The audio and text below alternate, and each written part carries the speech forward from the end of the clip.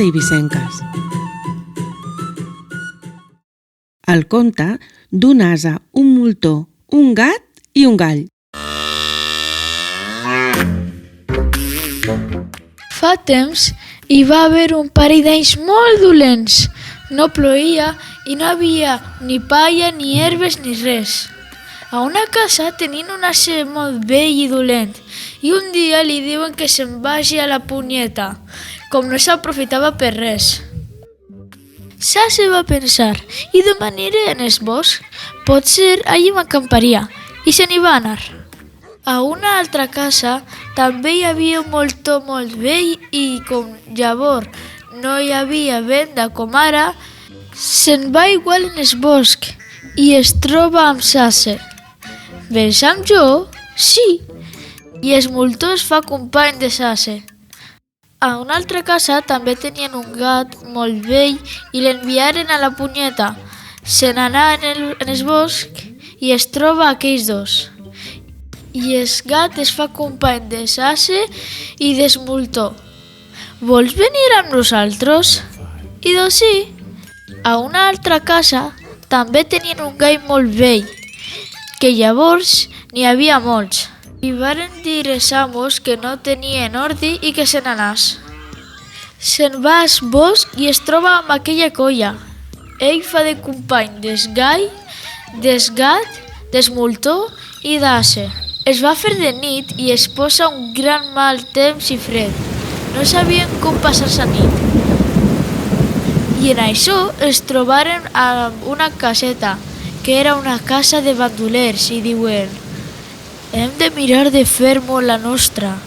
L'ase va posar a un costat de la porta i va dir: en el que vendrà li donaré una cosa. En això el moltó es va posar de beix enmig. Jo ja hi ajudaré. En això se n'hi van 3 bandolers i els de davant s'apressura per anar a fer foc i quan arriba davant la porta, l'ase li gira el cul i li fa una cosa amb les potes. Ell se desplega i diu a les altres: per mi que hi ha el dimoni! Hi ha un jai a la porta amb 2 perxes i em pega tant amb una com amb l'altra, com amb totes 2 a la una. El del mig diu: ara hi vaig jo. L'ase el va deixar entrar, però el moltó me li fa cotada i el va posar cames en amunt. I quan passava per la porta, l'ase li va fer 2 perxades més. Quan el bandoler arriba dins, diu: crec que és el dimoni, que primer m'ha deixat passar i banda dins n'hi ha un altre que m'ha tombat a trompades. I llavors, quan sortia per la porta, el primer m'ha fumut 2 tronxades.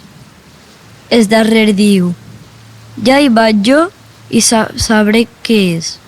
Els 2 animals de banda fora el deixaren entrar i se n'anà a gratar pel fornell. El gat s'hi va fotre a arpades i quasi li va desfer sa cara. Es va girar en amunt i el gall li va fer una merda d'altes ulls i li estreny a fugir. Quan sortia el moltó i l'ase li començaren a donar fins que ja deixava les espardenyes. I els bandolers fugiren i no s'hi atracaven mai més. Sa casa va ser dels animals fins que es moriren, que no va ser prompte. I és un gos, i és un gat, i aquest conte s'ha acabat. Per a posar amb xulla.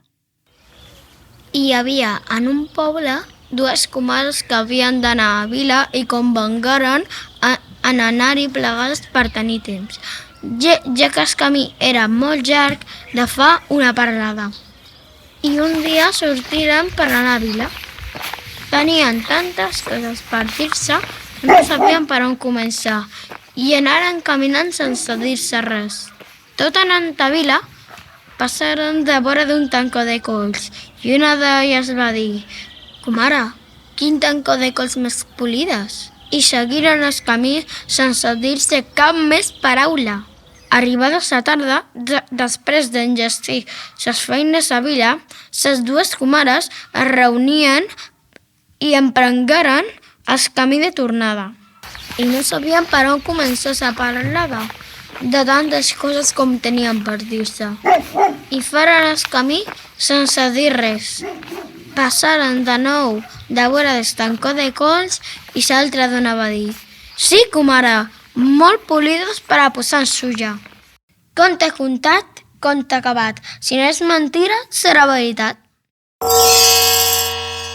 Conte de sa serra. Una vegada hi havia dos serradors que serraven un tio. Arribada la hora d'esmorzar, deixaren sa feina per anar a menjar. I quan eren fora, es presenta el diable al lloc on serraven i va començar a dar ungledes a la serra fins deixar-la plena de osques.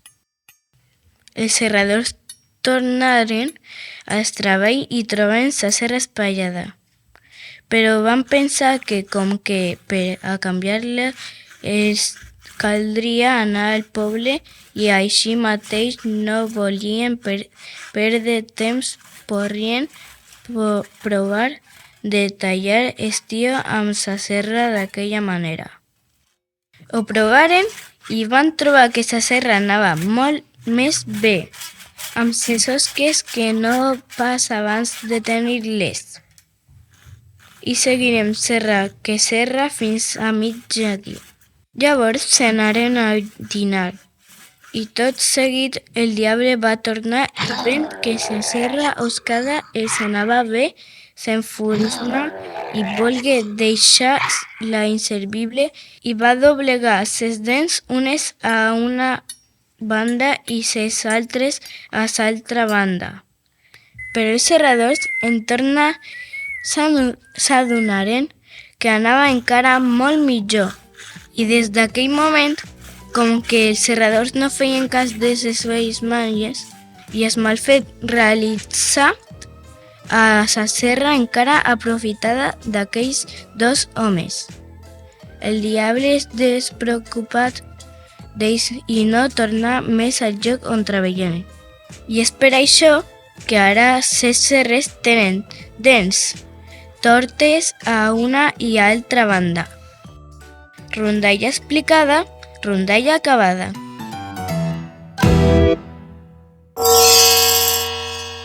Es conte de ses mentides. Això era d'un pare que tenia 3 filles, totes 3 casades. I quan va sentir saber que s'acostava l'hora de la seva mort, pensà que calia preocupar-se del seu testament.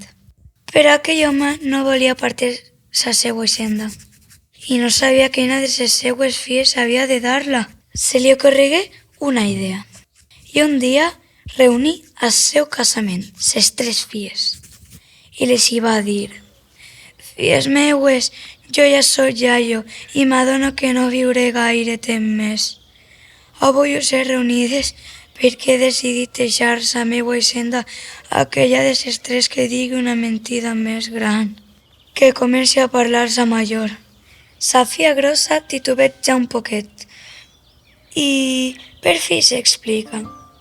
Una vegada tinguérem una coida de blat tan bona que les espigues passaven de la teulada del casament i per tot arreu s'hi veien grans.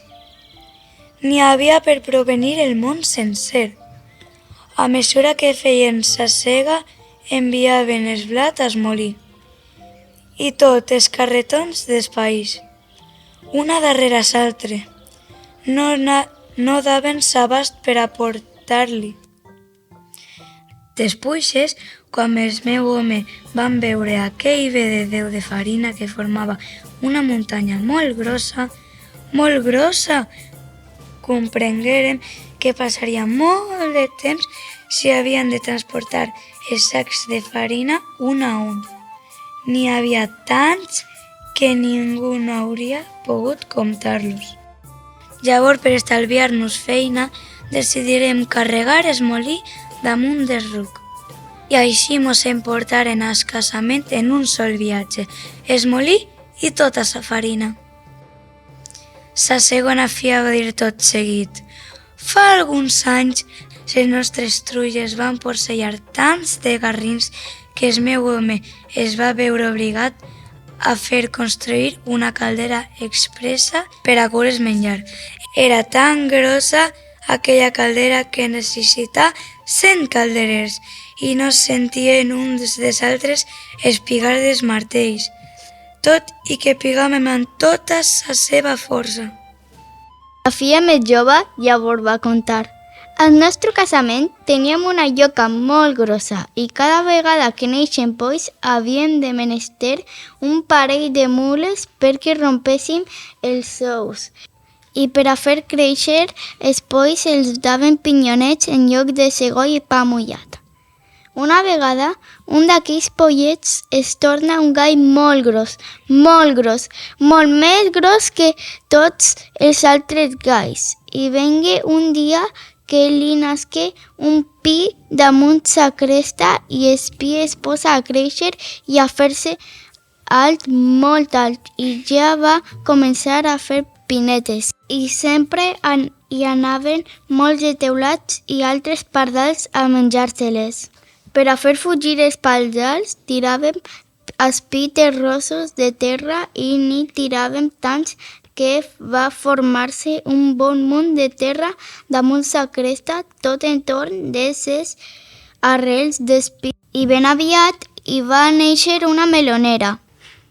Llavors un dia van voler collir un meló molt guapo que havia crescut, però el meló era massa gros per a poder-lo agafar i diguérem que mos acontentaríem con un trosset. El meu home es posà a tallar-lo i el ganivet va fugir-li dels dits i reisca dins el meló.